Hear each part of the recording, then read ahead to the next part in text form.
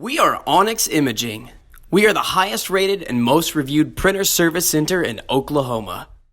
Hey there YouTubers, it's your girl Brett over here at Onyx. Today I'm going to show you how to clear a paper jam, and I'm working with a Canon image class MF445dw. The first thing I always like to check is my tray. So open your tray. If you're going to see any paper here, it's going to be right here. So go ahead and just pull it up gently.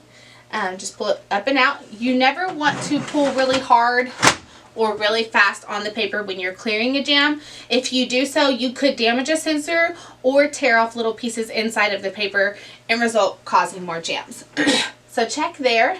Another good place to check is under your toner.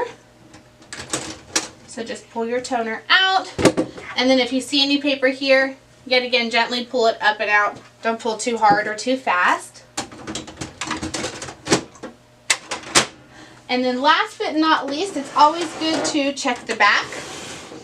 You just pull the little back piece off right here.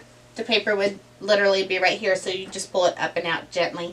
You always want to try to follow the paper paths as much as possible. If you guys are in need of any supplies or quotes, give your girl Brett a call and have a great day.